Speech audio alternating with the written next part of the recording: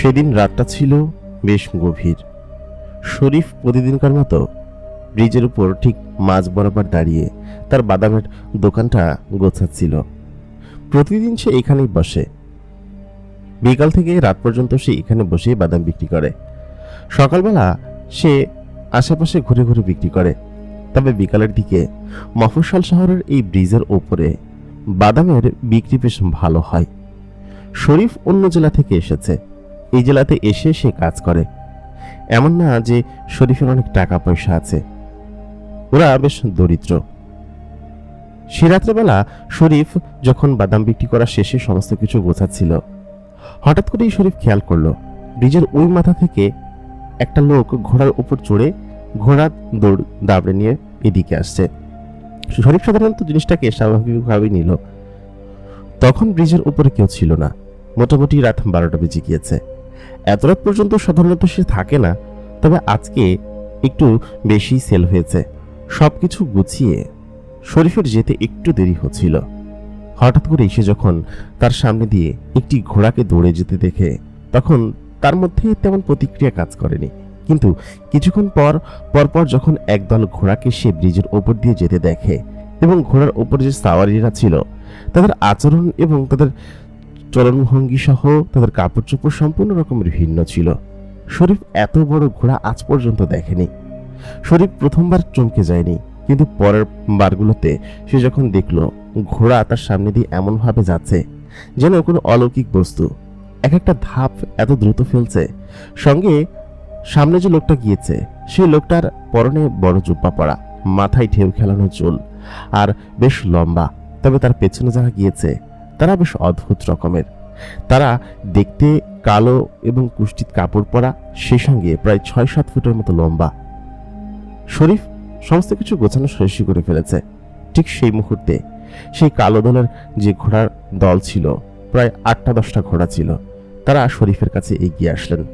এগিয়ে এসে শরীফকে খুবই কর্কশ ভাষায় জিজ্ঞেস করলেন, এই এদিক দিয়ে কি কোনো একজন লোক গিয়েছে ঘোড়ার উপর চড়ে? শরীফ তখন বললেন যে হ্যাঁ দেখেছিলাম তো যেতে, এদিকটাই সোজা চলে গিয়েছে। লোকটির চোখগুলো বেশ অদ্ভুত, কথা বলার ধরনও বেশ আলাদা। শরীফের কাছে যে হারিকেন আলো ছিল তাতে তার চেহারা খুব ভালো একটা বোঝা যাচ্ছে না। ব্রিজের উপর যে ল্যাম্পপোস্ট ছিল সেটিও দূরে দূরে, শরীফ যেখানে বসেছে সেখানে না। ল্যাম্পপোস্ট অলরেডি বন্ধ হয়ে গিয়েছে। রাত্রেবেলা এই ব্রিজ দিয়ে তেমন একজন লোক চলাফেরা করে না। এটা হচ্ছে গিয়ে শহরকে কানেক্ট করেছে গ্রামের সঙ্গে। শরীফ বলল যে আপনারা কারা? আর ওনাকে ওই মুহূর্তেই লোকটা ভড়কে উঠলেন, বললেন আমরা কারা সেটা বললে হেগে দিবি। এই কথা বলার পর শরীফ বললেন কিন্তু কেন? লোকগুলো তখন বললেন কোনো কথা বলবি না, চুপচাপ এখানে বসে থাক আর কোনো নড়াচড়া করবি না। আমরা যতক্ষণ এখানে আছি কোনো শব্দ করবি না। শরীফ একটু রকচটা মানুষ, সে জিজ্ঞেস করলো কেন, আপনারা কি এখানকার নেতা নাকি? আপনি জানেন আমার ভাই এখানকার রাজকীয় নেতা একদম। একথা বলতেই শরীফকে সেই লোকটি শূন্যে ভাসিয়ে ফেলল, কোনো হাতের স্পর্শ ছাড়াই। শরীফ সঙ্গে সঙ্গে ভয় পেয়ে গেল। ভয় পেয়ে সে সঙ্গে সঙ্গে পেছনে সরে গেল এবং ব্রিজের এক কোণায় চুপচাপ বসে পড়ল। লোকগুলোকে দেখে শরীফের অস্বাভাবিক লাগছিল শুরু থেকেই, কিন্তু তার এরকম অলৌকিক কাণ্ড দেখে সে স্পষ্ট বুঝতে পারল যে লোকগুলো আসলে কোনো মানুষ নয়। যদি মানুষ হতো তাহলে এমনটা করতে পারতো না। ঘোড়াটা প্রায় শূন্য ভেসে উড়ে যাচ্ছে ব্রিজের ওপর দিয়ে। ঠিক নদীর ওপর দিয়ে ওই একদল লোক যারা কিনা ব্রিজের ওপর দিয়ে আসছিল, ওনারা উড়ে ওইখান থেকে চলে গেল। শরীফের পরানে পানি নেই, সে কি করবে কিছু বুঝে উঠতে পারছে না। তার কিছুক্ষণ পর সে ওইখানে ঝাপটি মেরে বসে রইল। যে লোকগুলো এসেছিল সেই লোকগুলোকে দেখতে বেশ অদ্ভুত এবং ওদের শরীরে হাতে বেশ বড় বড় লোম আছে এবং সেই সঙ্গে বড় বড় নখ। ঘোড়াটার উচ্চতা এত বেশি যে এত বড় ঘোড়া শরীফ জীবনে কোনোদিন দেখেনি। সে থতমত খেয়ে সেখানে বসে আছে। ঠিক সেই মুহূর্তে শরীফের সামনে একটি লোক দাঁড়ালো ঘোড়া থেকে নেমে। লোকটি তখন বললেন যে তোমাকে কি ওরা দেখা দিয়েছে? আমি তখন বললাম যে হ্যাঁ দেখা দিয়েছে। ওই মুহূর্তে লোকটি তখন বলল যে তুমি এখান থেকে চলে যাও, নিরাপদ এখান থেকে বেরিয়ে যাও, এখানে অনেক ঝামেলা আছে, আর এত রাত্রে তুমি এখানে কেন রয়েছ? শরীফ তখন জিজ্ঞেস করলো আমি কিছু বুঝতে পারছি না, আপনি কে? আপনাকে তো দেখতে স্বাভাবিক কোনো মানুষের মতো মনে হচ্ছে না। লোকটার চেহারা একদম কাচের বলের মতো, চোখগুলো একদম কাচের বলের মতো এবং চুলগুলো একদম সাদা পিঠ পর্যন্ত, যেন ঢেউ খেলানো চুল। তার ঘোড়াটাও প্রায় অনেক লম্বা। লোকটি তখন বললেন, দেখো, আমি খুব বড় বিপদে পড়েছি।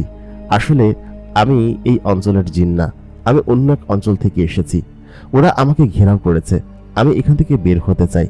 আমি জানি আজকে হয়তো ওদের হাত থেকে বের হতে আমি পারবো না, তবে সত্যি কথা বলতে তোমাকে ওরা বিপদে ফেলতে পারে। তুমি এখান থেকে চলে যাও। শরীফ তখন বলল, কিন্তু আপনি বিপদে পড়েছেন মানে, আর আপনি অন্য গোত্রের জিন মানে, আপনি কি একটা জিন আর ওরাও কি জিন ছিল? তখন লোকটি বললেন, হ্যাঁ, ওরাও জিন ছিল এবং ওরা আবার এখানে ফিরে আসবে এবং তোমাকে জিজ্ঞেস করবে। শুধু তুমি এখান থেকে দ্রুত প্রস্থান নাও। এই মুহূর্তে শরীফ বলল, কিন্তু আপনি যে বিপদে পড়েছেন, আপনাকে কিভাবে একা ফেলে যায়? আপনি এক কাজ করুন, আপনি আমার সঙ্গে চলুন। আমার সঙ্গে গেলে ওরা সন্দেহ করবে না, কারণ একজন জিন যে একজন মানুষের সঙ্গে যেতে পারে এটা সন্দেহজনক কখনোই মনে হবে না। তাছাড়া আমি এখনই প্রস্থান নিব। লোকটি তখন বললেন, তা বেশ ভালো প্রস্তাব। আমি তোমার যে মাথার পাগড়ি আছে এই পাগড়ির ভেতরে ঢুকে যাচ্ছি। ওরা কখনোই সন্দেহ করবে না যে আমি তোমার মাথার ভেতরে ঢুকে যাচ্ছি। এই কথা শুনে সঙ্গে সঙ্গেই শরীফ ভয় পেয়ে গেল। বলল, মানে? লোকটি তখন বললেন, তুমি ভয় পেও না, তোমার নাম কি? শরীফ বলল, আমার নাম শরীফ। লোকটি বললেন, ঠিক আছে, আমি বুঝতে পেরেছি। আমি জিন, আমি চাইলে যে কোনো কিছুর আকার যে কোনো কিছুর রূপ ধারণ করতে পারি। সঙ্গে সঙ্গে লোকটি একটা বিড়ালের রূপ ধারণ করলেন। রূপ ধারণ করে শরীফের ভ্যানের উপর চড়ে বসলেন। তারপর শরীফকে বললেন, দ্রুত এখান থেকে ভ্যানটা ট্রেনের সামনের দিকে যাও। তারপর আমি যা করার করব, আর তোমার ভয় পাওয়ার কোনো দরকার নেই। আমি একজন খুব ভালো মুসলিম জিন, সেহেতু তুমি মোটেই এইসব বিষয় নিয়ে ভয় পেও না। এই কথা বলতেই শরীফ সঙ্গে সঙ্গে ভ্যানটা সেখান থেকে টান দিল। টান দিয়ে অনেকটা সামনে গিয়ে ব্রিজ পার হয়ে যখন গ্রামের রাস্তায় উঠল, ঠিক সেই মুহূর্তে সেই একদল জিন শরীফের সামনে এসে দাঁড়ালো। বলল, তোর কাছে ওই জিনটার গন্ধ পাচ্ছি, কোথায় ওকে রেখেছিস বল, আর তুই দেখেছিস ওকে? শরীফ একটু ভয় পেল না। ভয় না পেয়ে বলল, সত্যি আমি ওনাকে ওইদিকে যেতে দেখেছি, আর আপনারা ওইদিকে খুঁজুন, এখানে খুঁজলে কি ওনাকে পাবেন? আমি দেখেছি আপনার ওনাকে দেখতে এরকম এরকম না। আমি কিছুটা বর্ণনা দিলাম এবং অল্প অল্প বর্ণনা দিলাম যে এরকম একটা লোককে ওদিকে যেতে দেখেছি। লোকগুলো তখন বললেন, হ্যাঁ সত্যিই তো, তুই তো তাহলে সত্যি কথা বলেছিস, আমরা তো বিশ্বাস করিনি। তারপর জিনগুলো ওইখান থেকে উড়াল দিয়ে একদম ধোঁয়ার মতো ভ্যানিশ হয়ে গেল শরীফের সামনে থেকে। শরীফের বুক তখন ধরফর করছিল ভয়ে, সে যে কি করবে কিচ্ছু বুঝতে পারছে না। শরীফ মফস্বল শহরের এক কোণার দিকে গ্রামের এক জায়গায় থাকেন। সে নারায়ণগঞ্জ থেকে এখানে এসেছে ব্যবসা করার জন্য। মফস্বল একটা শহর, এখানে তার থাকতে ভালো লাগে। কিন্তু লোকটি গেল কোথায়? বিড়ালের একটি রূপ ধারণ করে তার ভ্যানের উপর বসেছিল। শরীফ ভ্যানটা নিয়ে বাড়ি পর্যন্ত চলে আসলো। বাড়িতে এসে ভ্যানটা পার করবে ঠিক সেই মুহূর্তে আচমকা একটা সাদা ধোঁয়া তার সামনে এসে উপস্থিত হলো এবং তার টুপির ভেতর থেকে যে পাগড়িটা সে মাথায় পড়েছে, ওই মুহূর্তে শরীফ একটু পেছনে সরে গিয়ে বলল, আপনি কোথায় ছিলেন? আপনি কোত্থেকে বের হলেন? লোকটি তখন বললেন, দেখো শরীফ, আমরা জিন, আমরা চাইলে যে কোনো আকার যে কোনো রূপ যে কোনো মুহূর্তে ধরতে পারি। তবে তোমার কাছে থেকে একটা সুবিধা হয়েছে, আমি যখন তোমার ওই পাগড়ির ভেতরে লুকিয়েছিলাম তখন ওই জিনগুলো বুঝতে পারেনি যে আমি তোমার সঙ্গে আছি। সত্যি কথা বলতে, আমি যদি বাহিরে থাকতাম ওদের দল যে কোনোভাবেই হোক আমাদেরকে ধরে ফেলতো। সাধারণত এক গোত্রের জিন অন্য গোত্রে প্রবেশ করতে পারে না। যদি প্রবেশ করে আর যদি তাদের মধ্যে শত্রুতা থাকে তাহলে ওই জিনটাকে মেরে ফেলে। ওদের সাথে আমাদের কোনো শত্রুতা নেই, তবে ওই যে আমি অন্য গোত্রের জিনেদের মধ্যে ঢুকে পড়েছি, এই জন্য ওরা মূলত সহ্য করতে পারছিল না, তাই আমাকে ধরে নিশ্চিত কারাগারে দিত এবং অনুমতি ব্যতি রেখে ওদের গোত্রের মধ্যে ঢুকে পড়ার জন্য আমাকে হয়তো জেলও কাটতে হতো। তুমি আমাকে সেই বিপদ থেকে বাঁচিয়েছ, তার জন্য তোমাকে অসংখ্য ধন্যবাদ। তবে আজকে আমি চাইলে এখান থেকে বের হতে পারবো না। আমাকে বের হওয়ার জন্য ফজরের আজান পর্যন্ত অপেক্ষা করতে হবে। আমি তোমার কাছে অনুরোধ ভিক্ষা করছি, আমাকে আজকে তোমার বাড়িতে থাকতে দাও, তাতে করে হয়তো আমি বিপদ থেকে মুক্ত হব। জিন লোকটি বেশ ইয়াং ছিলেন, মোটামুটি মধ্যবয়সী। আমি তখন জিন লোকটিকে বললাম যে আপনি এটা নিয়ে চিন্তা করবেন না, আমি আপনাকে সাহায্য করব। আপনাকে আমি কিভাবে সহায়তা করতে পারি আপনি সেটা বলুন। লোকটি তখন বললেন, আমার নাম সালাউদ্দিন, আমি আদ গোত্রের জিন এবং সেই গোত্রের সমস্ত মুসলিম জিনেরা বসবাস করে। সেই গোত্র থেকে আমি গিয়েছিলাম মক্কায়। মক্কায় একটা কাজ ছিল, সেখানে আমাদের অনেক ভাই ব্রাদার জিন আছে। ওনাদের সঙ্গেই আমার সাক্ষাৎ ছিল। ওনাদের সঙ্গে থেকে 2 দিন পরে আমি বাড়িতে ফিরছি। তবে আমরা বাড়িতে ফিরলে অনেক ওপর দিয়ে উড়ে যাই, কোনো গোত্রের ওপর দিয়ে যাই না। সাধারণত বর্ডার এরিয়া বা ওই সমস্ত এরিয়া দিয়ে আমরা উড়ে যাই। এদিক দিয়ে যাওয়ার পথে আমি বিশ্রাম নেওয়ার জন্য এখানে থেমেছিলাম। সাধারণত একটানা আমরা উঠতে পারি না। এখানে থামার পরেই মূলত বিপত্তিটা ঘটেছে। এই গোত্রের কিছু জিন আমাকে দেখে ফেলে। সাধারণত এরকমটা হয় না, তবে কিছু খারাপ গোত্র আছে। ওরা হচ্ছে খুবই খারাপ গোত্রের জিন এবং দুষ্টু জিন আছে না, তারা। তবে আমি এটা নিয়ে ভয় পাচ্ছিলাম যে ওরা তোমার কোনো ক্ষতি না করে। তবে সাবধান, ওরা তোমার কাছে আবার আসবে এবং এসে যদি তুমি মিথ্যা কথা বলো তাহলে তোমাকে ক্ষতি করার চেষ্টা করবে। কারণ ওরা তোমাদের এই আকাশ সীমানায় বসবাস করে। আশেপাশের বড় ঘন বন জঙ্গল থাকলে সেখানে বসবাস করে। যদি তোমার পিছু একবার পড়ে যায় তাহলে ওরা তোমার ক্ষতি করবে। আমি চাই না এমনটা হোক। তবে তুমি যেমন উপকার করছো, এটা আমার জন্য অনেক বড় বিষয়। শরীফ তখন বললেন, আপনি চিন্তা করবেন না, ওরা আমার কোনো ক্ষতি করতে পারবে না। মানুষ জাতি জিন জাতিদের থেকে অনেক বেশি শক্তিশালী। তখন সেই সালাউদ্দিন নামের জিনটি বললেন, ঠিক আছে, আমি বুঝতে পেরেছি, তুমি বেশ সাহসী। সাহসী না হলে ওই সমস্ত একদল জিনাদের সামনে দাঁড়িয়ে তুমি এরকমভাবে কথা বলতে পারতে না। তারপর লোকটিকে শরীফ ঘরের ভিতরে নিয়ে গেল। ঘরের ভিতর নিয়ে সেখানে একটি বিছানা পরিষ্কার করে দিয়ে সেখানে থাকতে দিল। জিনটি বলল, আমরা রাতে ঘুমাই না, তবুও তুমি বিশ্রাম করার জন্য আমাকে একটা বিছানা করে দিয়েছ, এটাই আমার জন্য অনেক ঢের। কিন্তু তুমি ঘুমাবে কোথায়? শরীফ বলল, আমি নিচে শুয়ে পড়ব। আপনি চিন্তা করবেন না, আপনি এখানে শুয়ে পড়ুন, দয়া করে না করবেন না। আপনি আমার বাসার মেহমান। আসলে বাসায় যে তেমন কিছুই নেই যে আপনাকে খেতে দিব। শরীফ কৌটা থেকে জিলাপি এবং মিষ্টি বের করলেন। শরীফ মিষ্টি খেতে বেশ পছন্দ করে, আর জিনারা যে মিষ্টি খায় সেটা শরীফ আগে থেকেই জানতো। সে মুড়ি বাতাসা এবং সেই মিষ্টিগুলো এনে সেই জিন লোকটির সামনে রাখলেন।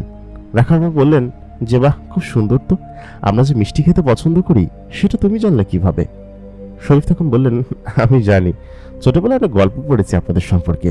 তবে আপনার সঙ্গে যে দেখা হয়ে যাবে সেইটা কিন্তু আমি কখনো কল্পনা করিনি। তবে আপনি বেশ ভালো, আপনাকে দেখে বোঝা যাচ্ছে। জিন লোকটি তখন বলল, সত্যি কথা, আমার সত্যি খুব ভালো লাগছে তোমার মতো একজন বন্ধু পেয়ে। আমি আমার গোত্রে ফিরে অবশ্যই তোমার কথা চর্চা করব এবং সত্যি কথা, তোমার এই হসপিটালিটি আমার মনে থাকবে। লোকটি তখন সেখানে বিশ্রাম করলেন খাওয়া দাওয়া শেষে। পরের দিন সকালবেলা উঠে অবশ্য আমি লোকটিকে খুঁজে পাইনি, কারণ ঘুম থেকে উঠতে দেরি হয়েছিল। শরীফ ঘুম থেকে উঠে ঘরের ভিতর দেখে কেউ নেই। তবে ঘরের ভিতরে একটা খুব সুন্দর ফুলের সুঘ্রাণ ছড়িয়ে আছে এবং তার খাটের বাতার কাছে একটি চেইন রাখা। চেনটা বেশ ভারী এবং বেশ দামি মনে হচ্ছে, কারণ ওইটা বেশ স্বর্ণ দিয়ে তৈরি এবং খুব মোটা চেন। সম্ভবত লোকটার কাছে ছিল। শরীফকে হয়তো উপহার স্বরূপ দিয়ে গিয়েছে। তবে শরীফ এই সমস্ত জিনিসের প্রতি তেমন কোনো লোভনীয় কোনো কিছু রাখে না কখনোই। তার কাছে তেমন লোভ হলো না। শরীফ মনে করলো হয়তো লোকটা ভুল করে রেখে গিয়েছে, তাই সে ট্রাঙ্কে তুলে রাখলো। ওই ঘটনার পর শরীফ কিছুদিন রাতে ঘুমাতে পারত না। মনে হতো কেউ একজন এসে তাকে নিয়ে যাবে, ওই জিনের দলগুলো তাকে এসে বিরক্ত করছে বা এই জাতীয় কিছু। সপ্তাহখানিক সময় কেটে গেল। মাঝখানে শরীফ স্বাভাবিক হয়ে গেল, ওই ঘটনাও ভুলে গেল। তবে ওই ঘটনা ভোলার মতো নয়, মানে একটু স্মরণ থেকে আলাদা হয়ে গেল। একদিন রাতের বেলা শরীফ ঘরের ভিতরে ঘুমিয়ে আছে। ওইদিন হঠাৎ করেই ঘুম আচমকা ভেঙে গেল দরজা টকানোর শব্দে। ঘুম থেকে উঠে শরীফ দরজা খুলেই আচমকা চমকে গেল, কারণ সে উঠোনের ওপরে প্রায় 7টা থেকে 8টা ঘোড়া দেখতে পেল এবং সেই কালো কাপড় পরিহিত লোকগুলো ওখানে এসে দাঁড়িয়ে আছে। সে শরীফকে জিজ্ঞেস করলো, শোন, সেদিনকে তুই আমাদেরকে কোনো মিথ্যা কথা বলিসনি তো? ওইখানকার যে জিনের সর্দার আছে তিনি এসে বললেন। শরীফ তখন বললেন, আপনাদেরকে আমি মিথ্যা কথা বলতে যাবো কিসের জন্য? আর তাছাড়া আপনারা কি আমার শত্রুপক্ষ নাকি যে আপনাদেরকে আমি মিথ্যা কথা বলবো? আপনারা আমাদের বন্ধুর মতো। কথা বলতেই জিন লোকগুলো তখন রেগে গেলেন, বলেন, বন্ধুর মতো মানে? তুই কিভাবে জানিস যে আমরা কারা? আর আমাদের পরিচয় তোকে কে দিল? ওই মুহূর্তে ওই পেছনে থাকা আরেকটা জিন এসে বললেন, তার মানে তুই ওই লোকটির সঙ্গে দেখা করেছিলি, তাই না? ওই জিনটার সঙ্গে। ওই জিনটার সঙ্গে কি করছিস তুই সঙ্গে, সেটা বল আর কি। তখন ওই জিনের দল আমার কাছে এসে আমাকে চ্যাংদোলা করে তুলে ফেললো। শরীফ তখন বলল যে, আসলে আমি কিছু করিনি, আমাকে ছেড়ে দিন। শরীফ বেশ বুদ্ধিমান ছেলে। সে তখন জিনগুলোকে বোঝাতে লাগলো যে তারা কারা সেটা সে জানে না, তবে জিনগুলো বলতে লাগলো, আমরা যে কামেলি জিন সেটা তারা বুঝতে পেরেছিস, এবং বুঝতে পেরেই ওই লোকটাকে সাহায্য করেছিলি, এবং তোর এই ঘরের মধ্যে ওই লোকটির আলামত আমি পেয়েছি। তুই চল আমাদের সঙ্গে, তোকে এখন এখান থেকে নিয়ে যাব, এবং তোকে এখান থেকে না নিয়ে গেলে। ওই কথা বলে লোকগুলো শরীফকে তুলে ফেললো এবং একটা ঘোড়ার পেছনে বসে ঘোড়াটা ছোটাতে লাগলো। ঘোড়া এক একটা কদম ফেলছিল এত লম্বা লম্বা করে যে শরীফ ভয়ে চোখ বন্ধ করে ফেললো। শরীফের পরনে পানি নেই, সে যে কি করবে কিছু বুঝে উঠতে পারছে না। উড়ে যাচ্ছিল ঘোড়ার দলগুলো আসমানের অনেকটা উপর দিয়ে। শরীফ মনে মনে ভাবলো, এবার বুঝি তার জীবন শেষ, আর বোধহয় সে বাড়িতে ফিরতে পারবে না, কারণ জিনেদের খপ্পরে একবার যে পড়েছে সে হয়তো মারা পড়েছে। শরীফের ওরকমটাই মনে হতে লাগলো। কিন্তু অনেকটা পথ যাওয়ার পরে হঠাৎ করেই শরীফ একটা শব্দ শুনতে পেল। শব্দটা ছিল যুদ্ধর তরবারির। জিনেরা যে এখনো তরবারি ব্যবহার করে তা তাদের এরকম দ্বন্দ্ব যুদ্ধ দেখলেই বোঝা যায়। বেশ খানিকটা যুদ্ধর মতো লাগলো। সাদা একদল জিন এই কালো দলের সঙ্গে মারামারি করতে লাগলো এবং বেশ খানিকটা যুদ্ধ হলো। শরীফ যে ঘোড়ার উপর চড়েছিল সেই ঘোড়াটা শরীফকে নিয়ে উড়ন্ত অবস্থায় অন্যদিকে ছুটতে লাগলো, কারণ ঘোড়াটা সম্ভবত ভয় পেয়েছে। এবং ওই দলের প্রায় 100 খানেক জিন এই দলের এই 8-10 জন জিনের ওপর ভারী পড়ে গেল এবং ওদেরকে আটক করলো। এবং ওইখান থেকে খুব দ্রুত গতিতে ছুটন্ত অবস্থায় শরীফকে সঙ্গে করে সেই 8 জন যে জিন আছে, কালো জিন, তাদেরকে সঙ্গে করে উড়ন্ত অবস্থায় মেঘের মধ্যে দিয়ে যেতে লাগলো। শরীফ ততক্ষণে অজ্ঞান হয়ে গিয়েছে এবং তার অবস্থা কি সেটা হয়তো সে জানে না। মাঝখানে কি হয়েছে সেটাও সে বলতে পারবে না, এবং কতক্ষণ পর শরীফের জ্ঞান ফিরেছে তাও সে জানে না। তবে শরীফের যখন জ্ঞান ফিরল, সে দেখতে পেল দরজা জানালা বিহীন একটি ঘরের ভিতরে সে শুয়ে আছে। ঘরটা বেশ অদ্ভুত, চারিদিকে সম্পূর্ণ সাদা রঙের রং করা, এবং প্রাচীরটা এত উঁচু সিলিং শরীফ এর আগে জীবনে কোনোদিন দেখেনি। খুব অদ্ভুত রকমের এক ঘর। চারিদিকটা বেশ অন্ধকারের মতো, তবে উপরে আলো জ্বলছে এবং উপর থেকে আকাশ দেখা যাচ্ছে তেমনটাই মনে হচ্ছে। শরীফ সঙ্গে সঙ্গে উঠে পড়ল। সে ভয় পেয়েছে। ভয় পেয়ে উঠে সঙ্গে সঙ্গে এদিক ওদিকে তাকাতে লাগলো, কিন্তু কারোর দেখা পেল না। সে উঠে কোনো ঘরের দরজা জানালা খুঁজে পাচ্ছে না। এ আবার কেমন ঘর? আর সে কোথায় শুয়ে আছে? পুরো ঘরের ঠিক মাঝ বরাবর একটি খাট, আর ঘরের মধ্যে কিচ্ছু নেই। এখানে সে শুয়ে আছে, কিন্তু কোথায় এটা? শরীফ কি তাহলে মারা গিয়েছে? পুরো ঘরটা সাদা, আশপাশে কিছু দেখা যাচ্ছে না। ঠিক সেই মুহূর্তে আচমকা দেয়ালের মধ্যে থেকে একটি দরজা খুলে গেল এবং শরীফ দেখতে পেল তার সামনে সালাউদ্দিনের সামনে বড় একটা মুরব্বী লোক দাঁড়িয়ে আছে এবং তার পাশে একটি মেয়ে। মেয়েটার মুখে নাকাব দেওয়া, তবে মেয়েটার চেহারা, তার চোখের উপরের অংশ শরীফ দেখে অবাক হয়ে গেল। শরীফ সামনে দিকে তাকিয়ে মেয়েটির চোখে চোখ পড়তে এসে চোখটা নামিয়ে ফেলল। সঙ্গে সঙ্গে সে বলল, সালাউদ্দিন ভাই, আপনি? আর আমি কোথায় আছি? ওই মুহূর্তে তখন সালাউদ্দিন সামনে এগিয়ে গেল, বলল, শরীফ, তুমি কি ভালো আছো? আমার জন্য তোমাকে বিপদে পড়তে হলো। সত্যি কথা বলতে আমি তোমাকে সেদিনকেই নিরাপদে ওইখান থেকে নিয়ে আসতে চেয়েছিলাম। আমি জানতাম জিনগুলো তোমার কাছে আবার যাবে এবং তোমার ক্ষতি করার চেষ্টা করবে, তবে আজকে সঠিক সময় না গেলে তোমার ক্ষতিটা করেই ফেলতো। আমি খুবই দুঃখিত ভাই, আমার জন্য তোমাকে এই বিপত্তি পোহাতে হচ্ছে। তবে তোমাকে কিছুদিন এখানে থাকতে হবে। জিনগুলোকে ঠিকানায় পৌঁছে তারপর তোমাকে তোমার ঠিকানায় পৌঁছে দিব, কারণ ওই জিনগুলোর নিশ্চয়ই মরার শখ হয়েছে। ওদেরকে আমরা আটক করে নিয়ে এসেছি। আমার আরো আগেই তোমাকে এখানে নিয়ে আসা উচিত ছিল নিরাপদে, তবে আমার ভুল হয়েছে ভাই, আমাকে ক্ষমা করো। ইনি হচ্ছেন আমার পিতা, আমার এই পুরো রাজ্যের যে দেখভাল করেন উনি, এবং উনি আমাদের সর্দার। এগুলো বলতে আমি তাকে সালাম দিলাম। মুরব্বী লোকটা সালাম নিলেন। তার চোখটা সম্পূর্ণ গাঢ় সবুজ বর্ণের, এরকম চোখ আগে কখনো দেখিনি। প্রায় 8 ফুটের মতো লম্বা লোকটি, পরনে সাদা রঙের একটা জুব্বা পরা এবং কাঁধ পর্যন্ত চুল। এখানকার সমস্ত ছেলেদের চুলগুলো একদম কাঁধ পর্যন্ত। এবং সালাউদ্দিন পরিচয় করিয়ে দিলেন, এ হচ্ছে আমার বোন সুরাইয়া। আমি তখন মাথা নাড়ালাম তার দিকে তাকিয়ে। সুরাইয়া দেখতে অতি মায়াবী। তার মুখের উপর নাকাব দেওয়ার কারণে তার চেহারাটা বোঝা যাচ্ছিল না, তবে সে যে একটা খুব সুন্দরী তরুণী তা তাকে দেখে বোঝা যাচ্ছিল। ওই মুহূর্তে তখন সালাউদ্দিন আমার পাশে এসে বসলেন। তখন জিজ্ঞেস করলেন, শরীফ ভাই, আপনি এখানে কিছুদিন থাকুন। পরিস্থিতি স্বাভাবিক হলে আমি আপনাকে আপনার বাড়িতে নামিয়ে দিয়ে আসবো। আপনার ব্যবসার ক্ষতি হবে, তাই না? সমস্যা নেই, আপনি এখানে থাকলে আপনার সমস্ত ক্ষতি আমরা পুষিয়ে দিব। আপনি চিন্তা করবেন না, আমি আপনার সঙ্গে আছি। ওই মুহূর্তে সালাউদ্দিন এটা জিজ্ঞেস করতে শরীফ বলল যে, সমস্যা নেই, আপনার উপকার করতে পেরেছি সেটাই আমার জন্য অনেক। তবে আমার এটা করার দরকার ছিল না। ওরা আমার কোনো ক্ষতি করতে পারতো না, কোনো কিছু করতো না।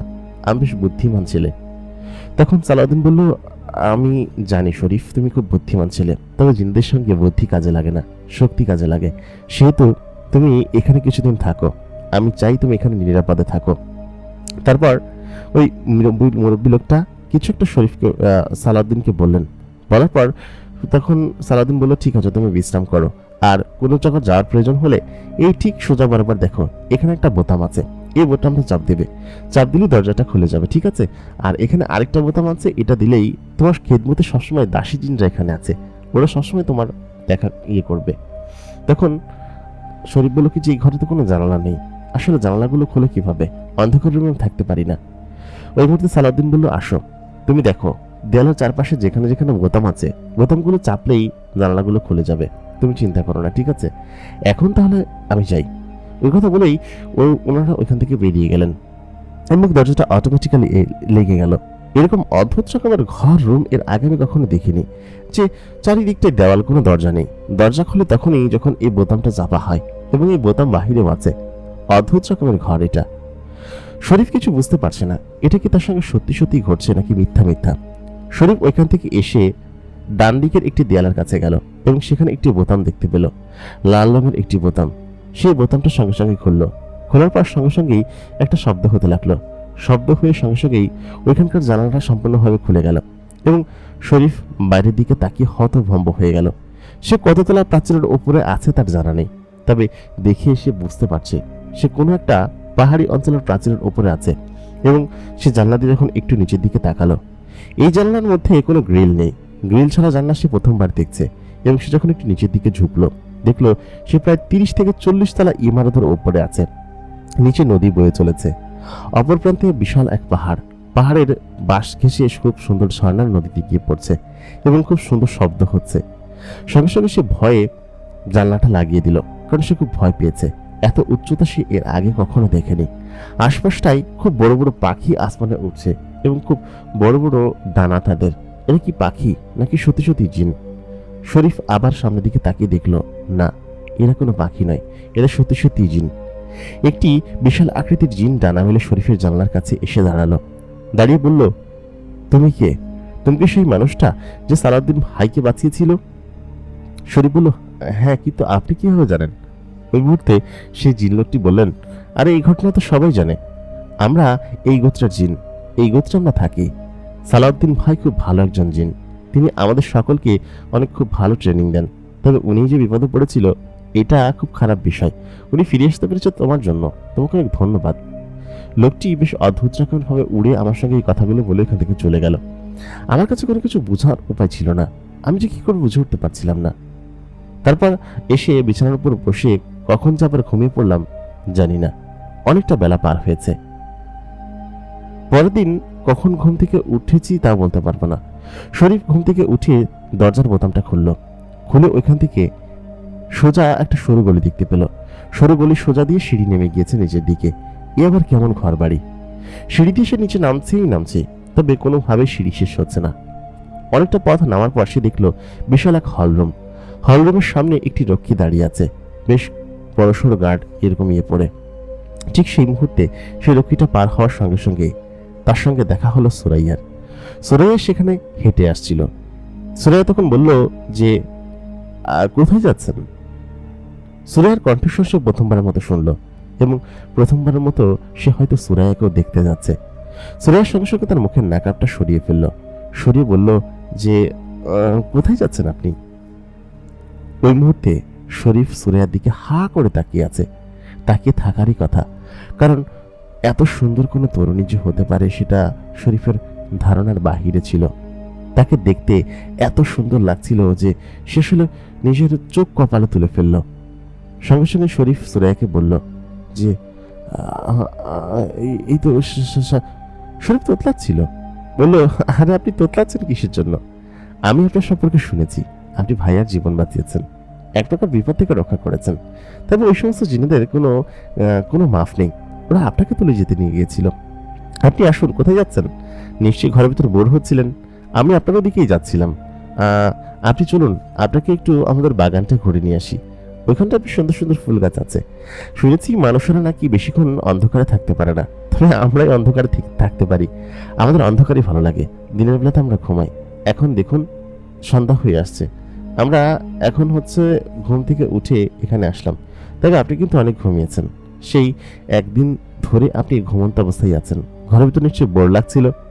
শরীফ বলল, হ্যাঁ তা একটু লাগছিল। সুরাইয়ের সঙ্গে পাশাপাশি হাঁটতে হাঁটতে সে সামনের দিকে এগিয়ে গেল।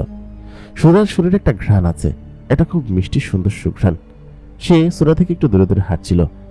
সুরা তখন বলল যে, আপনারা মানুষটা অনেক অদ্ভুত তাই না, অনেক বুদ্ধিমান। আপনাদের সম্পর্কে অনেক শুনেছি এবং অনেক জেনেছিও বটে। আপনারা অনেক ধরনের কাজ করতে পারেন যা কিনা আমরা জেনেরা করতে পারি না। আমাদের অলৌকিক ক্ষমতা থাকতে পারে, কিন্তু আমাদের মধ্যে ওরকম বুদ্ধিমত্তা নেই। আচ্ছা আপনি আমাকে একটা পরামর্শ দিন তো। ওই মুহূর্তে শরীফ বলল, কি পরামর্শ? সুরাইয়া নামের মেয়েটি বলল যে, আসলে আমি আপনার কাছে পরামর্শের জন্য যাচ্ছিলাম। সত্যি কথা বলতে এটা কিভাবে কি করা যায় কিছু বুঝতে পারছি না। আসলে আমার এক বান্ধবী, সে একটা জিনকে পছন্দ করে। তবে ওই বান্ধবীর লোকজন ওই নিচু গোত্রের জিনের সঙ্গে বিয়ে দেওয়ার জন্য মানবেন না, কারণ ওরা নিচু গোত্র। আমার বান্ধবী উঁচু গোত্রের জিন, তো ওরা এক অন্যকে বিয়ে করতে চায়। সেক্ষেত্রে ওই মেয়ে ঘর থেকে বেরিয়ে যেতে চায়। সেক্ষেত্রে কিভাবে কি করা যায় কিছু তো বুঝতে পারছি না। আসলে বেরিয়ে গেলে মান সম্মান নষ্ট হবে ওদের, আর ও সেটা করতে চাচ্ছে না, কিন্তু ওই ছেলেকেও হারাতে চাচ্ছে না। আপনি একটা বুদ্ধি দিন আমাকে। শরীফ তখন বলল, এটা তো খুব সহজ বিষয়। আপনারা ওই বাবার সঙ্গে কথা বলুন জিনেদের, তাতে করে কোনো সমস্যা নেই। ওই মুহূর্তে তখন সুরাইয়া বলল যে, পাগল, এই কথা বললে গুলি মেরে উড়িয়ে দিবে ওকে। আর তাছাড়া ওই নিচু গোত্রের জিনেদের সঙ্গে উঁচু গোত্রের জিনেরা মিশে না। এখান থেকে দেখুন নিচের দিকে, ওই যে সোজা একটি বড় নগরী দেখা যাচ্ছে, ওটা হচ্ছে গ্রাম্য নগরী এবং আমাদের এখানকার সব থেকে বড় নগরী। এই পাহাড় ঘেঁষে আশেপাশে যত ঘরবাড়ি আছে, সমস্ত ঘরবাড়ি হচ্ছে উচ্চ বংশীয় জিনেদের ঘরবাড়ি এবং এখানকার সর্দার মন্ত্রী এরা থাকে। সেহেতু ওই নিচে গোত্রের জিনেদের সঙ্গে উচ্চ গোত্রের জিনেদের মিল নেই। আপনি এটা একদমই একটা ভুল কথা বললেন। শরীফের কথা বলল সুরাইয়াকে, বলল উঁচু এবং নিচু বলে কোনো শব্দ নেই, সবকিছু আল্লাহ তাআলার সৃষ্টি। আপনারা যদি ইসলাম মানেন, ধর্ম মানেন, সে তো উঁচু নিচু জাত বলে কি? ওরা যদি ভালো থাকে সে তো ওদের মতো করে থাকতে দিন না, এত সমস্যা কিছে? তখন সুরাইয়া বলল, এটা আপনি বুঝছেন, কিন্তু ওনারা তো বুঝবে না। আচ্ছা শুনুন, আপনি এই কথাটা এখানে আর বললেন না। ওই যে সালাউদ্দিন ভাই আসছে। তখন সালাউদ্দিন ভাইকে দেখে সালাম দিল শরীফ। বলল, কি ব্যাপার এখানে শরীফ তুমি? ওই মতো শরীফ বলল, এই তো ঘরের ভিতর ভালো লাগছিল না। তখন সালাউদ্দিন বলল, তুমি তো 2-3 দিন ধরেই ঘুমাচ্ছ একটা না, তোমাকে তো তোলা যাচ্ছিল না। আসলে সম্ভবত জিনেদের আঁচড় লেগেছিল তোমার, এই জন্য ঘুমাচ্ছিলে। যাই হোক, ঘোরাঘুরি করো। আর এ হচ্ছে আমার ছোট বোন, তুমি ওর সঙ্গে একটু আশপাশে ঘুরেফেরা করো। আমি ব্যস্ত থাকি তো, সেই জন্য আসলে ওরকমভাবে তোমাকে আমি দেখাতে পারবো না। তবে এই সুরাইয়া, তুই ওকে ঘুরে ফিরে দেখাস, ঠিক আছে? আর তাছাড়া ওকে সমস্ত কিছু দায়িত্ব কিন্তু তোকে দিলাম, ঠিক আছে? এই কথা বলতেই তখন সুরাইয়া বলল, ঠিক আছে ভাই, আমি দেখাবো, তুমি চিন্তা করো না, এখান থেকে যাও। তারপর সালাউদ্দিন চলে গেল। সুরাইয়া এবং শরীফ হাঁটতে লাগলো বাগানের মধ্যে দিয়ে। বাগানটা বেশ সুন্দর এবং বেশ অদ্ভুত রকমের ভাবে সাজানো। সুরাইয়া তখন বলল, এই বাগানটা আমি সাজিয়েছি। আমি আপনাকে, আচ্ছা আপনি বলতে কেমন যেন লাগছে, তুমি করে বলি। সুরাইয়া মেয়েটা বেশ স্ট্রিক্ট ফরওয়ার্ড এবং চঞ্চল টাইপের, বেশি কথা বলে এবং খুব অল্পতেই মানুষের সঙ্গে মিশে যায়। আমার সঙ্গে সেটা মিশে গেল। শরীফ তখন বলল, হ্যাঁ হ্যাঁ, সমস্যা নেই সমস্যা নেই। ওই মুহূর্তে সুরাইয়া তখন বলল, আমাকে তাহলে তুমি করে বলুন, সমস্যা কি? তখন শরীফ বলল যে, আপনারা তো ওই মুহূর্তে সুরাইয়া বলল, আরে না না, আমি আপনার থেকে খুব বেশি বড় হব না, হয়তো 60-70 বছর বেশি বড় হব। এই মুহূর্তে শরীফ চোখ বড় বড় করে ফেললো, বললো, কি বলছেন? 60-70 বছর মানে? ওই মুহূর্তে তখন সুরাইয়া বলল, হ্যাঁ, আমার ভাইয়ের বয়সই তো প্রায় 350 বছর, সেক্ষেত্রে আমার বয়স হয়তো 120 বছর হবে। একথা শুনে শরীফ বলল, আমার বয়সই তো সবেমাত্র 22-23 হবে, আর সেখানে আপনি করে না বললে। ওই মুহূর্তে জিন বলে, দেখো আমাদের বয়স অনেক বেশি হয়, সেই হিসাবে তোমার বয়সী আমি, তুমি চিন্তা করো না, চলো তো। তাই বলে আচমকা শরীফের হাত ধরে ফেললো সুরাইয়া। সুরাইয়া বেশ সত্যি স্ট্রিক্ট ফরওয়ার্ড, এত স্ট্রিক্ট ফরওয়ার্ড হবে সে ভাবতে পারেনি। শরীফ তখন ওইখানে গিয়ে সুরাইয়ার সঙ্গে দাঁড়ালো। ওইখানে ঝর্ণা পড়া দেখা যাচ্ছে, পাশে খুব সুন্দর ঝর্ণা বয়ে চলেছে এবং নদীর উপর গিয়ে পানি পড়ছে। খুব সুন্দর একটা বসার জায়গা আছে। শরীফ এত সুন্দর জায়গা এর আগে কখনো দেখেনি। এখানে বসে তখন সে সুরাইয়াকে জিজ্ঞেস করলো যে আপনাদের এই জায়গাটা খুব সুন্দর, এরকম জায়গায় এর আগে আমি কখনো আসিনি। সুরাইয়া তখন বললেন যে আসলে আমরা এরকম জায়গায় থাকি, থাকতে থাকতে অভ্যস্ত হয়ে গিয়েছি। তবে মানুষের পৃথিবীতে একবার যাওয়া হয়েছে, আমার আব্বার সঙ্গে একবার গিয়েছিলাম এক জায়গায় দাওয়াত খেতে, তাও খুব ছোটবেলা। আমার আবার খুব যেতে ইচ্ছে করে, তবে আমি যেতে পারি না। আপনি কি আমাকে নিয়ে যাবেন? এই কথা বলতেই তখন শরীফ বলল, দেখি এখন তো আমার নিজেরই যা অবস্থা খারাপ। সুরাইয়া তখন একটু মুচকি হাসলো, কারণ হাসি যে এত সুন্দর হতে পারে তা তার দিকে না তাকালে বোঝাই যেত না। ওই মুহূর্তে তখন সুরাইয়া বলল, ঠিক আছে ঠিক আছে, যাব পরে। আচ্ছা আপনার বাড়িতে কে কে আছে? কিছু তো বললেন না। আমি বলছি, আমার বাড়িতে আমার বাবা, আমরা 14 ভাই এবং 8 বোন, এখানেই আমরা বসবাস করি সকলে মিলে। ওই মতো শরীফ বলল, 14 ভাই? সালাউদ্দিন ভাই কততম?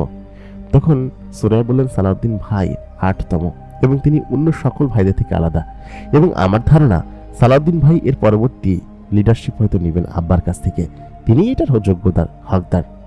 এই মুহূর্তে আমি বলে উঠলাম যে সেটাই হবে হয়তো। সুরাইয়া বলল, আচ্ছা আপনি বললেন না যে আপনার বাড়িতে কে কে আছে? তখন শরীফ বলে উঠল, আমার বাড়িতে আর কে কে আছে? বাবা আছে, মা আছে, দাদা দাদি আছে, ছোট একটা বোন আছে, আর 2টো ভাই আছে, এই। আর আমি এখানেই থাকি। ওই কথা বলতে তখন সুরাইয়া বলল, এখানে মানে আপনার বাড়ি কোথায়? তখন শরীফ বলল, আসলে আমার বাড়ি হচ্ছে কি অমুক জায়গায়, তবে আমি থাকি এই জায়গায়। এখানে থাকি কারণ ব্যবসা করার উদ্দেশ্যে। এখানে থাকলে বেশ ভালো বেচা বিক্রি হয় এবং অনেকদিন ধরে এই শহরে আছি এবং এখানে থেকে ব্যবসা করি, বাদাম বিক্রি করি এবং এটা করেই আমার সংসার চালাই। আমি বাড়িতে টাকা পাঠাতে হয়। সুরাইয়া বলল, এতে করে চলে যায়? শরীফ বলল, চলে না গেলেও চালাতে হয়, কি করার, কষ্ট মষ্ট করে। আসলে আমরা খুব দরিদ্র, ছোটবেলা থেকেই কষ্ট দেখে বড় হয়েছি। আব্বা চেয়েছিল হয়তো আমাদেরকে পড়াশোনা শিখিয়ে বড় করবে, তবে আমি পড়াশোনা শিখতে পারিনি। ছোট ভাই বোনেরা পড়াশোনা করছে, সংসারটা বড় ছিল তো, এই জন্য সংসারের হাল আমাকে ধরতে হয়েছে। যাক, সে কথা বাদ দাও তুমি। সুরাইয়া তখন বলল, আচ্ছা ঠিক আছে, সমস্যা নেই, তবে তুমি এসব নিয়ে মন ছোট করো না। আল্লাহ চাইলে তুমি একদিন অনেক বড় হবে এবং তুমি বেশ বুদ্ধিমান ছেলে, তুমি এইসব নিয়ে চিন্তা করো না। শরীফ বলল, আমি চিন্তা করিও না। তখন সুরাইয়া বলল, এখন আমি তাহলে যাই, ঠিক আছে? আর ওইটা নিয়ে কিন্তু একটু ভেবো, হ্যাঁ? আর তুমি এখানে বসে থাকো কিছুক্ষণ, তোমাকে আমি এখানে নিয়ে এসেছিলাম তোমার দেখা করার জন্য আর কি। ওই মুহূর্তে তখন শরীফ ওইখানে বসে রইল এবং সুরাইয়া এখান থেকে চলে গেল। শরীফ আশপাশে তাকিয়ে দেখছে, তবে সুরাইয়া তার হাত ধরেছে, তার হাতের মধ্যে সুরাইয়ার গায়ের ঘ্রাণ লেগে গিয়েছে। সত্যি কথা বলতে শরীফ কখনো ভাবতেও পারেনি যে কেউ তার হাত ধরবে এবং ধরে এরকম ভাবে তাকে এরকমভাবে বসাবে। আজ পর্যন্ত জীবনে নর্মাল অ্যাভারেজ কোনো মেয়ের হাতই ধরেনি, সেখানে এত সুন্দর একটা মেয়ে। ওই মেয়েটার হাত যেখানে ধরা হয় সেখানটা লাল হয়ে যায়, মুখের মধ্যে একটা অন্যরকম লাল লাল ভাব আছে এবং এত সুন্দর চেহারাওয়ালা মেয়ে শরীফ এর আগে কখনো দেখেনি। শরীফের মুখ থতমত খেয়ে গেল এবং বেশ অদ্ভুত লাগতে শুরু করলো। শরীফ যেন কোনো কিছু বুঝে উঠতে পারছিল না, এগুলো কি সত্যি নাকি অবাস্তব কোনো কিছু ঘটছে তার সঙ্গে। সে অনেকক্ষণ সেখানে বসে রইল, তারপর সেখান থেকে হেঁটে ঘরের ভিতরে চলে গেল।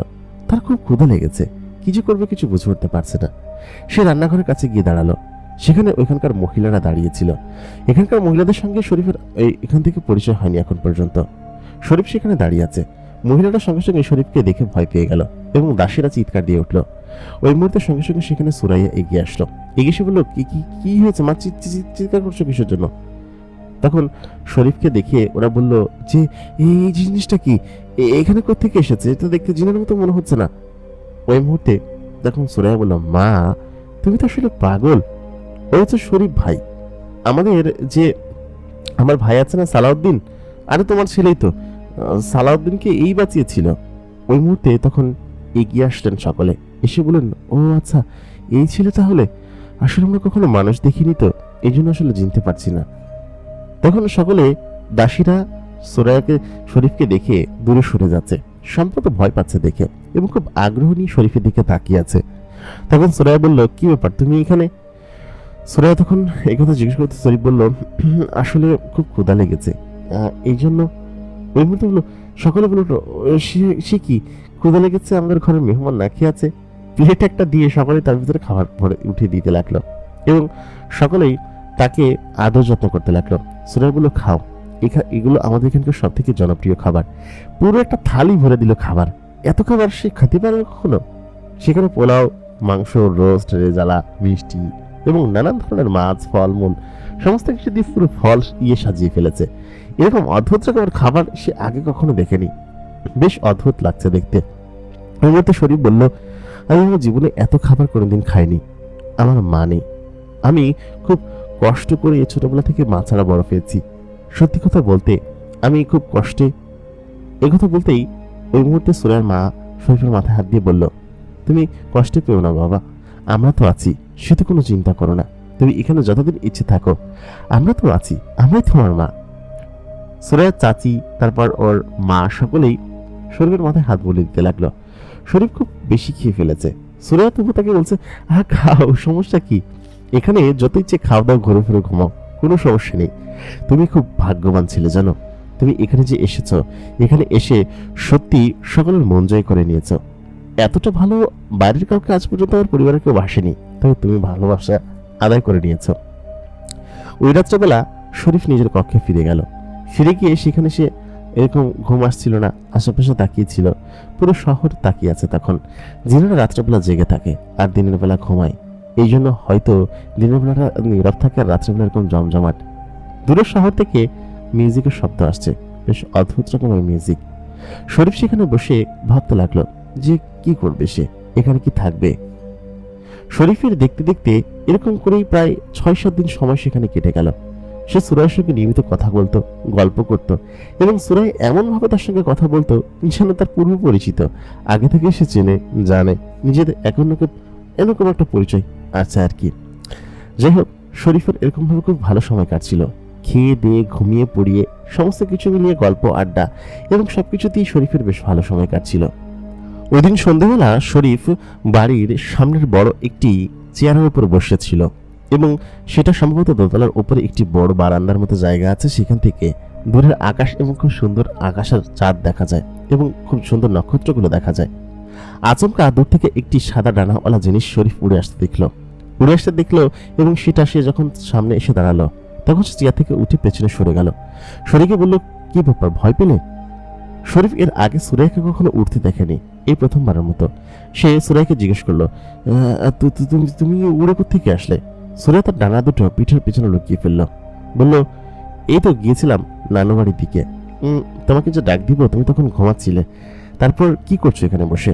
শরীফ তখন বলল, এই তো ঘুম থেকে উঠলাম, খুব ক্লান্ত লাগছে। একথা বলতেই সুরাইয়া তখন বলল, চলো তোমার ক্লান্তি দূর করে নিয়ে আসি। আমাদের এখানে খুব সুন্দর একটা ককটেল পাওয়া যায়, একটা শরবতের মতো খাবার। এটা খেলে শরীরের মধ্যে একটা ওরকম জোশ চলে আসবে, চলো যাবে সেখানে। ওই মুহূর্তে সুরাইয়া শরীফের হাত ধরে ফেললো। সত্যি শরীফ ভাবতে পারেনি সুরাইয়া এতটা ফ্র্যাঙ্ক হয়ে যাবে তার সঙ্গে। তাকে উড়ন্ত অবস্থায় নিয়ে যেতে লাগলো। সুরাইয়ার বুকের সঙ্গে পিঠে চেপে ধরে রেখেছে শরীফকে, আর তার ডানা দুটো মিলে আকাশের দিকে উড়াল দিল।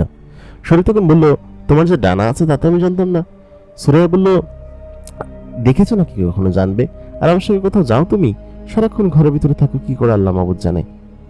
সুরাইয়ার মুখে আল্লাহর কথা শুনে সত্যি শরীফের বেশ ভালো লাগছে, কারণ মুসলিমরা যে আল্লাহর ইবাদত করে এবং এটা বেশ অন্যরকম বিষয়। শরীফ 5 ওয়াক্ত নামাজ পড়ে না, তবে চেষ্টা করে আল্লাহর ইবাদত করা, নামাজ পড়া। বিশেষ করে শুক্রবার দিন সে সবসময় নামাজ পড়তে যায়। সে ওই অবস্থায় যখন সুরাইয়ার সঙ্গে যাচ্ছিল, উপর থেকে নিচে নগরী দেখা যাচ্ছিল। তারপর সুরাইয়া কিছু বলল, আচ্ছা তোমার সে বান্ধবীর কি অবস্থা? শরীফ তখন বলল যে ওইখানে আজকে আমি যাই, গিয়ে তোমার বান্ধবীর সঙ্গে দেখা করি। সুরাইয়া তখন বলল, যাবে সেখানে? আচ্ছা চলো। তারপর ওই অবস্থায় সুরাইয়া শরীফকে নিয়ে সেই ওর বান্ধবীর বাসায় গেল। সেখানে বিশাল এক আলিশান প্রাসাদ, পাহাড়ের অপর প্রান্তে বাড়ি। এখানে গিয়ে এসে সে তার বান্ধবীকে বলল, দেখো তুমি যদি তাকে ভালোবেসে থাকো তাহলে তোমার বাবা মাকে জানাও, এটা হয়তো সব থেকে ভালো হবে। মেয়েটি তখন বলল, এরকমটা করলে ওরা আমাকে মেরেই ফেলবে, আমাকে হয়তো কুচি কুচি করে কেটে গাঙ্গে ভাসিয়ে দিবে, কুমিরকে খাওয়াবে। এই কথা বলতেই শরীফ বলল, এমনটা কিছুটাই হবে না, এটা নিয়ে তুমি চিন্তা করো না, আমার উপর ছেড়ে দাও, আমি এটা আমার মতো করে করব। তারপর ওইখান থেকে শরীফ বলল যে সালাউদ্দিন ভাইয়ের সঙ্গে আমার দেখা করতে হবে, আমি তার কাছে অনুরোধটা রাখবো। কথা বলতেই সুরাইয়া তখন সালাউদ্দিন ভাইকে ওই প্রাসাদে ডাকলো। ডাকার বলল, ভাই আপনার কাছে একটা আবদার এবং অনুরোধ আছে, এটা একটা অনুরোধ বলতে পারেন। আমি উভয় পক্ষের সঙ্গে কথা বলেছি, দেখা করেছি, আপনি যদি এই আবদারটা আমার রাখেন আমি খুব কৃতার্থ হব। একথা বলতেই তখন সালাদিন বলল, শরীফ, আমার কাছে তোমার ওরকম কোনো আবদার করতে হবে না, কি হবে, কি কথা তুমি বলো। সমস্ত কিছু ভেঙে বললাম। বলার পর সালাদিন বলল, বিষয়টা বেশ ক্রিটিক্যাল। আসলে আমরা উচ্চগোত্রের জিন নিচুগোত্রের জিনের সঙ্গে সম্পর্ক করি না। তুমি এটা বলেছো আমাকে, ঠিক আছে, কিন্তু এটা যদি ওনাকে বলা হয় উনি বেশ রাগ করবেন, আর উনি এখানকার বেশ প্রভাবশালী একজন জিন। এই কথা আমি বলতে গেলে তখন শরীফ সালাউদ্দিনের হাত ধরে ফেলল। সালাউদ্দিন আর কিছু বলতে পারছিল না, কারণ শরীফ একটা জিনিস আবদার করেছে। ওই কথা বলতেই সালাউদ্দিন শরীফকে নিয়ে চলে গেল সেই বড় মার্চেন্ট বা যে ব্যবসায়ী আছে তার কাছে। সেখানে যাওয়ার পর তিনি সেই ব্যবসায়ীকে বলতে লাগলেন তাদের ভাষায়। ব্যবসায়ী প্রচন্ড পরিমাণ রেগে গেল।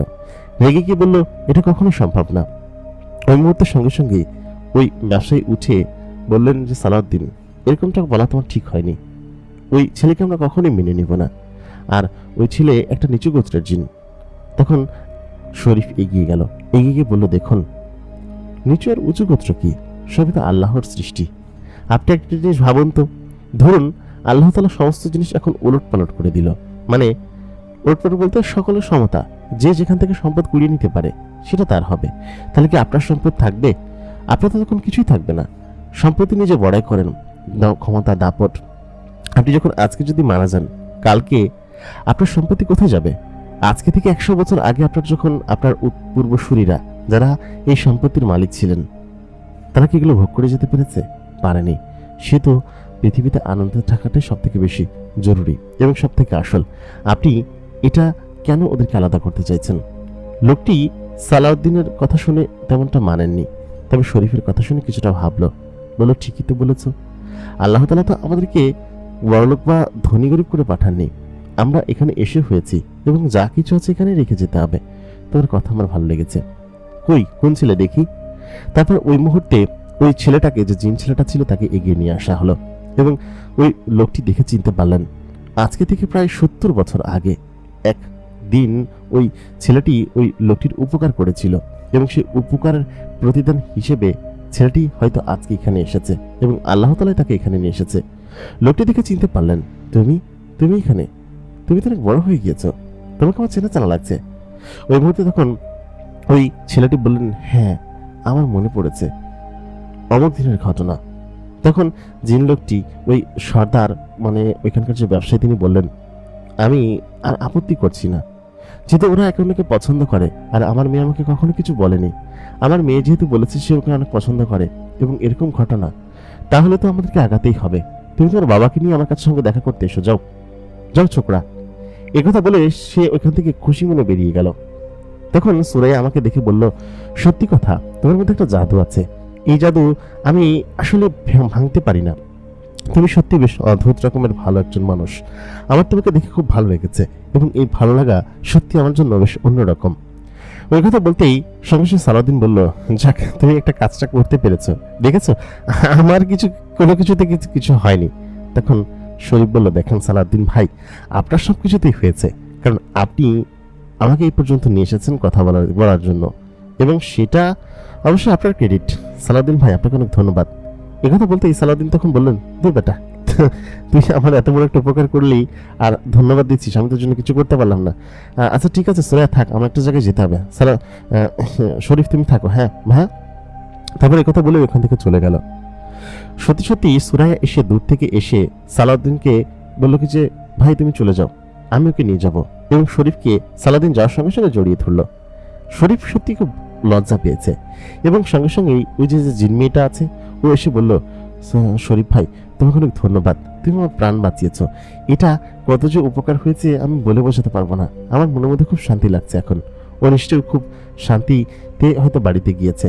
আজকে অনুষ্ঠান হবে, তুমি কিন্তু থেকো, আমি তোমাকে পাঠিয়ে দিব। এই কথা বলে সুরাইয়া তখন বললেন, থাক, কিছু করতে হবে না, আমি ওকে নগরী ঘোরাতে নিয়ে এসেছি, ওই ইচ্ছা করে এখানে এসেছে। যাক, তোরা খুশি থাকলেই ভালো, ও হচ্ছে আমার বেস্ট ফ্রেন্ড, বুঝেছো?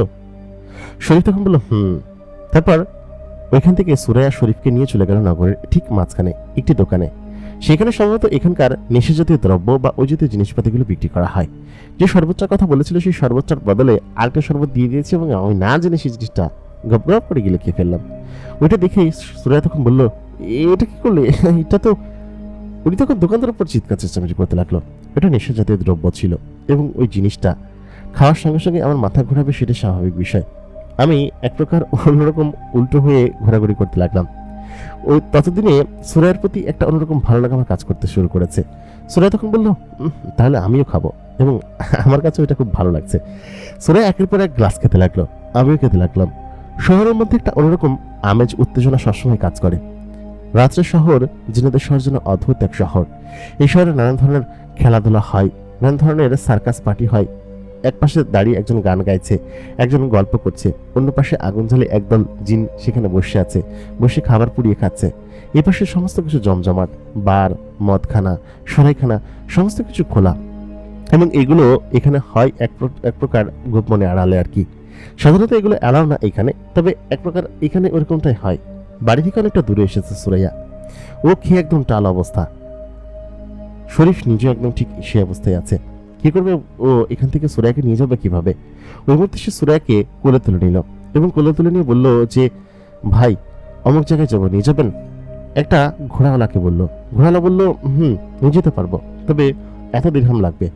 একথা বলতে বলল, আচ্ছা ঠিক আছে, দিব, চলেন, আগে ওখানে পর্যন্ত চাইতো। তারপর শরীফ সেই ঘোড়ার গাড়িতে চড়ে বসলো সুরাইয়াকে নিয়ে।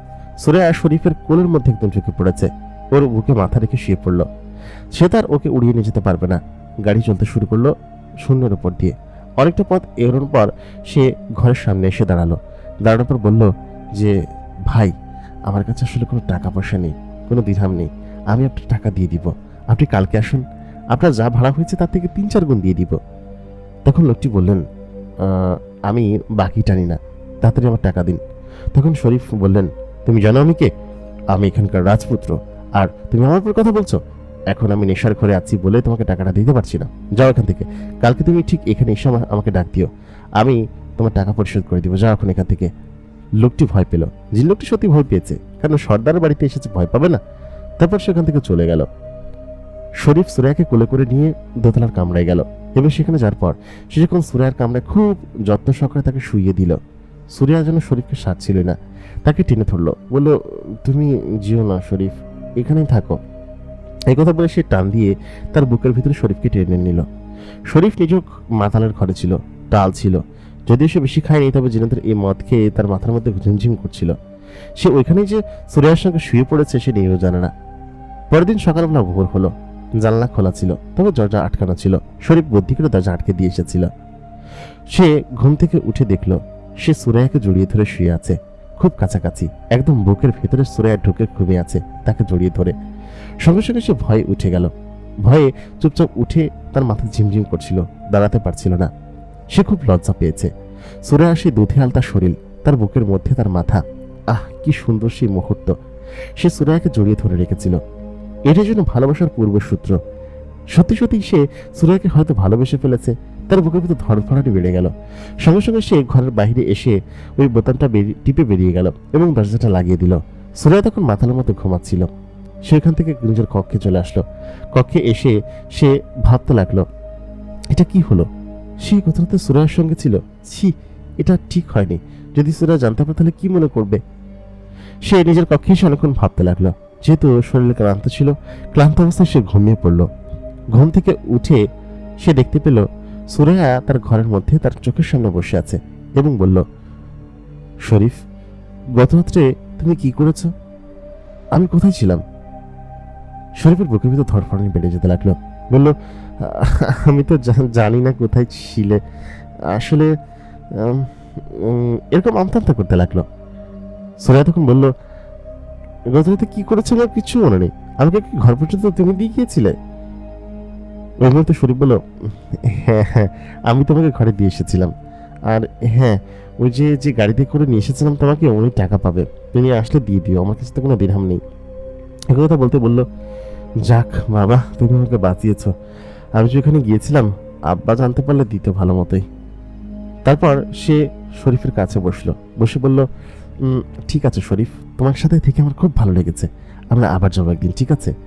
শরীফ বলল, আবার সেখানে যাব, কিন্তু আমাকে বাড়ি ফিরে যেতে হবে, আমার ব্যবসা বাণিজ্যের ক্ষতি হচ্ছে, আমি চলে যাই।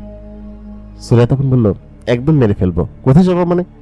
তুমি এখানে আসার পর সবে মাত্র একটু আনন্দ উল্লাসে ঘুরতে শুরু করেছিলাম, আমার আব্বাজান আমাকে কিচ্ছু বলে না এখন, সত্যি কথা, আমার আব্বাজান প্রাসাদের বাইরে থেকে বের হতে দেয় না, কিন্তু তুমি আসার পর থেকে আমি যে কি একটা স্বাধীনতা পেয়েছি, উফ, কি বলে বোঝাবো তোমাকে। সত্যি কথা, তুমি থাকো, এখান থেকে যেও না, প্লিজ প্লিজ। ওই মুহূর্তে শরীফ বলল, আচ্ছা ঠিক আছে, দেখি, সালাউদ্দিনের সঙ্গে কথা বলে দেখি। আসলে প্রায় 10-15 দিন হয়ে গিয়েছে এখানে এসেছি, আমাকে তো বাড়িতেও ফিরে যেতে হবে। আমার আব্বা আম্মা নিশ্চয়ই টাকার জন্য অপেক্ষা করছে, আমাকে ফোন দিয়েও হয়তো পাচ্ছে না।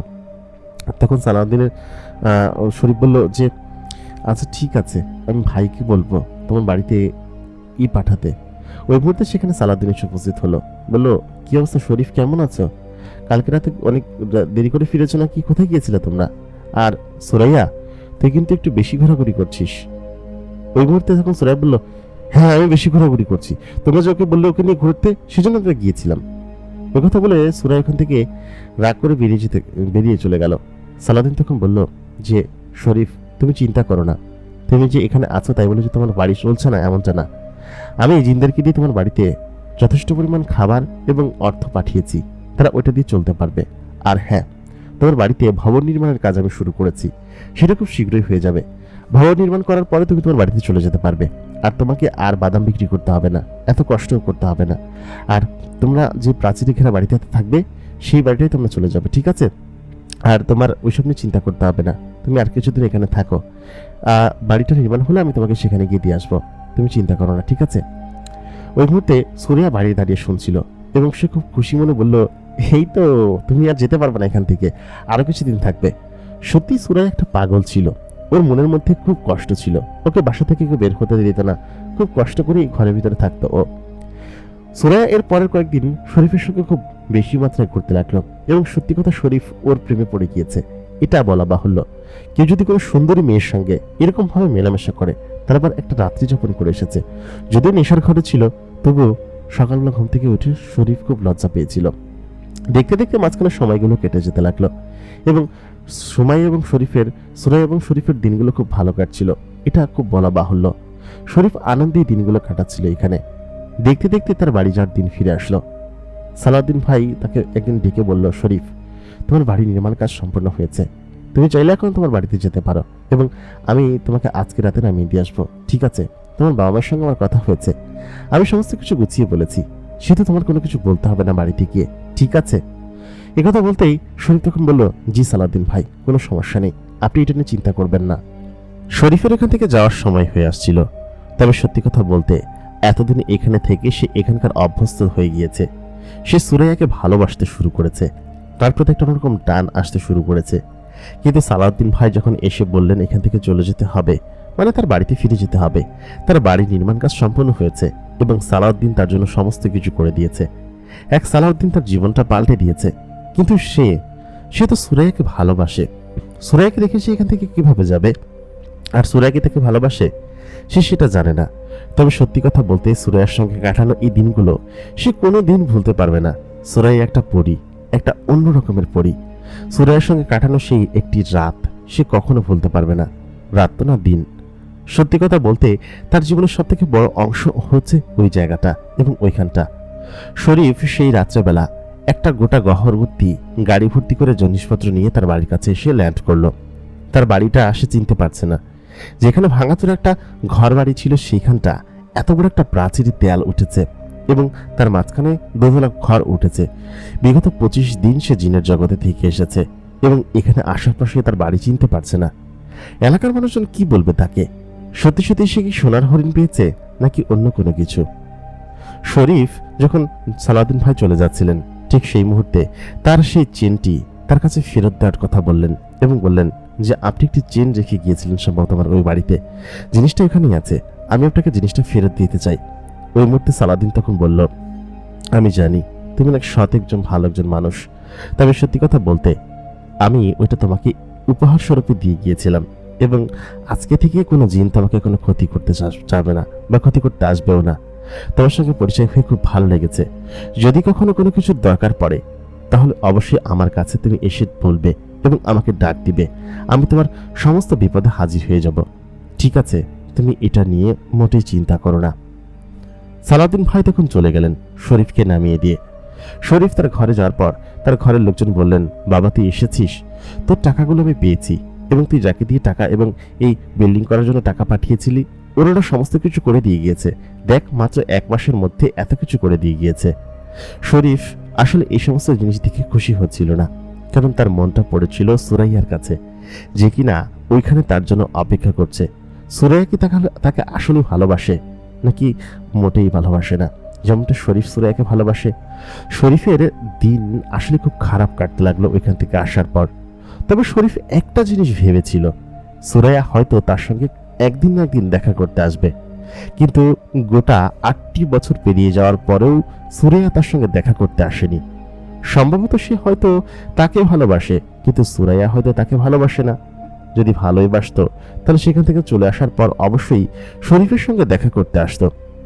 এমনও হতে পারে যে সুরাইয়াও শরীফকে পাগলের মতো ভালোবাসে, কিন্তু ওই যে জিন গোত্রের বাহিরে বের হওয়া নিষেধ আছে সকলের জন্য, বিশেষ করে মেয়ে জিনদের জন্য।